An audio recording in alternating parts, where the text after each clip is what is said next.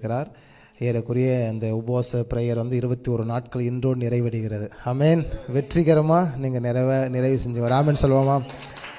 எத்தனையோ இன்னல்கள் மத்தியில், சூழ்நிலை மத்தியில் நீங்கள் இந்த டைமிங்க்கு வருவது அந்த காலையில் ரொம்ப ஆச்சரியமானது. எனவே உங்கள் விசுவாசங்கள் பின்தொடர்ந்து இருப்பதற்கு நீங்கள் முயற்சி செய்யுங்கள். ஹல்லேலூயா.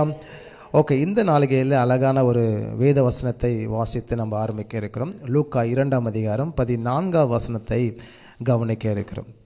எல்லாரும் சேர்ந்து இந்த வசனத்தை வாசிக்கலாம்னு நினைக்கிறேன். உன்னதத்தில் இருக்கிற தேவனுக்கு மகிமையும் பூமியிலே சமாதானமும் மனுஷன் மேல் பிரியமும் உண்டாவதாக என்று சொல்லி தேவனை துதித்தார்கள். ஹல்லேலூயா. உன்னதத்தில் இருக்கிற தேவனுக்கு மகிமையும் பூமியிலே சமாதானமும் மனுஷர் மேல் பிரியமும் உண்டாவதாக என்று சொல்லி அவர்கள் தேவனை துதித்தார்கள். ஹல்லேலூயா. கிறிஸ்து பிறக்கும் போது நடக்கிறதான ஒரு சம்பவங்களில் ஒரு வசனம், இந்த வசனம் அழகாக, அவர் பிறக்கும்போது உன்னதத்தில் தேவனுக்கு மகிமையும், இயேசு கிறிஸ்து பிறக்கும்போது பூமியிலே சமாதானமும், இயேசு கிறிஸ்து பிறக்கும்போது பூமியின் மனுஷன் மேல் பிரியமும் உண்டாவதாக என்று சொல்லி அவர்கள் கர்த்தரை துதித்தார்கள். ஆமென். உங்களுடைய வாழ்க்கையில், உங்கள் இருதயத்தில் ஆண்டவர் என்னைக்கு பிறந்தாரோ அது நிமித்தம் பரலோகத்தில் மிகுந்த சந்தோஷம் உண்டாயிருக்கிறது. ஆமென். உங்கள் வாழ்க்கையில், உங்களுடைய இருதயத்தில், உங்கள் குடும்பத்தில், உங்கள் வேலை ஸ்தலத்தில் ஆண்டவர் மிகப்பெரிய அற்புதங்களை செய்து செய்தார். எதற்கு என்ன காரணம் என்றால், ஆண்டவராக இயேசு கிறிஸ்து உங்களுக்குள் உள்ளத்தில் பிறந்தபடினாலே உங்களுக்கு நன்மை உண்டானது. ஆமென். இந்த நாட்களிலே கவனிக்கும் போது இயேசு கிறிஸ்து பிறப்பு, சிலுவை மரணம், உயிர்த்தெழுதல் மூன்றுமே மனுஷர்கள் கொண்டாடக்கூடிய ஒன்றாக இருக்கிறது என்று இந்த ஸ்கிரீன் நம்ம ஆல்ரெடி படிச்சிருக்கிறோம்.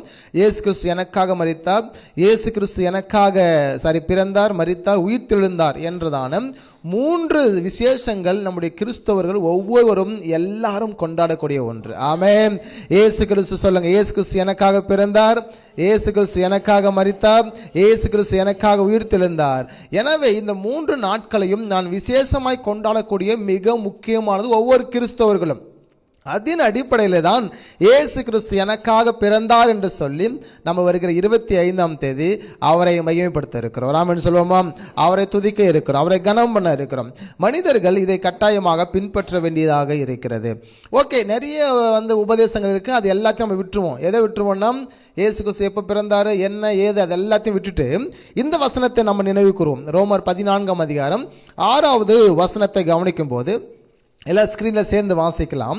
நாட்களை விசேஷித்துக் கொள்ளுகிறவன் கர்த்தருக்கென்று விசேஷித்துக் கொள்ளுகிறான், நாட்களை விசேஷித்துக் கொள்ளாதவனும் கர்த்தருக்கென்று விசேஷித்துக் கொள்ளாதிருக்கிறான், தேவனுக்கு ஸ்தோத்திரம் செலுத்துகிறான். இந்த பண்டிகையை விசேஷித்துக் கொள்ளுகிற நாம் விசேஷித்துக் கொள்வோமாக. ஹல்லேலூயா. விசேஷித்துக் கொள்ளாதவர்கள் அவர்கள் அப்படி இருந்து கர்த்தருக்கு ஸ்தோத்திரம் செலுத்துவார்களாக. எனவே நாம் கிறிஸ்மஸை, கிறிஸ்து பிறந்த நாளை, அந்த நாட்களை நாம் விசேஷித்துக் கொள்ள இருக்கிறோம். ஆமென் சொல்லுவோமா? எனவே நாம் கர்த்தருக்கு ஸ்தோத்திரம் செலுத்துகிறோம். பண்டிகை கொண்டாடினாலும் கொண்டாடவிட்டாலும் இரண்டு குழுவினரும் கர்த்தருக்கு மகிமை செலுத்த வேண்டும். நாம் கர்த்தரை மகிமைப்படுத்த போகிறோம். அந்த பண்டிகையை கொண்டாடி கர்த்தரை நாம் ஆராதிக்க போகிறோம். ஹல்லேலூயா. ஓகே, இன்னும் சும்மா சின்ன ஒரு காரியம் மட்டும். வேதாகமத்தில் எந்தெந்த சம்பவங்கள் நடந்ததோ அதெல்லாம் பண்டிகை தோறும் நடந்தது வழக்கமாக இருந்தது. மொத்தமாக வேதாகமத்தில் நம்ம வசந்த கால பண்டிகை, இலையுதிர் கால பண்டிகை என்று இரண்டாக பிரிக்கிறோம். மொத்தமாக வேதத்தில் 7 பண்டிகை யூதர்களுக்கு உண்டு. அந்த 7 பண்டிகை பல மெசேஜ் நம்ம பார்த்துட்டே இருப்போம். ஆனால் இயேசு கிறிஸ்து எந்த பண்டிகையில் பிறக்கிறாரு அப்படின்னு பார்த்தீங்கன்னா, கூடார பண்டிகை. லாஸ்ட் 7th நீங்கள் பார்த்துட்டு இருப்பீங்க, கூடார பண்டிகை. எனவே கூடார பண்டிகையில் தான் ஆண்டவராக இயேசு கிறிஸ்து பிறக்கிறாரு. அப்போது அந்த கூடார பண்டிகை எப்பொழுது வரும் என்றால், இலை உதிர் காலத்தில் தான் கூடார பண்டிகை யூதர்களுக்கு வரும். எனவே அதன் அடிப்படையில் தான் அந்த இயர்ஸும் அந்த செப்டம்பர் நவம்பர்னு போட்டிருக்கணும். எனவே அதை நீங்கள் நினைவைத்துக் கொள்ளுங்கள். அந்த காலகட்டத்தில் தான் அந்த இலை உதிர் காலம் வரும். ஓகே, மறுபடியும் ஒரு வசனத்தை வாசிக்கிறோம். லூக்கா 2ஆம் அதிகாரம் 10ஆம் வசனம். எல்லாம் சேர்ந்து வாசிக்கலாங்களா?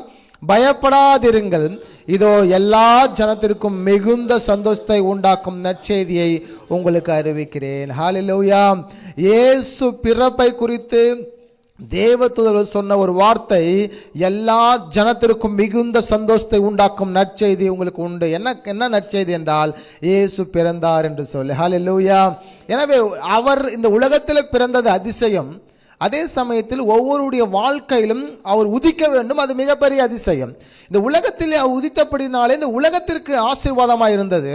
யார் யாருடைய உள்ளத்தில் இயேசு கிறிஸ்து பிறக்கிறாரோ அவர்களுக்கு ஒரு ஆசீர்வாதம். ஆமென். வேதம் சொல்லுகிறது, ஆத்மா வாழ்ந்திருப்பது போல எல்லாவற்றையும் வாழ்ந்து சுகமா இருக்கிறான்.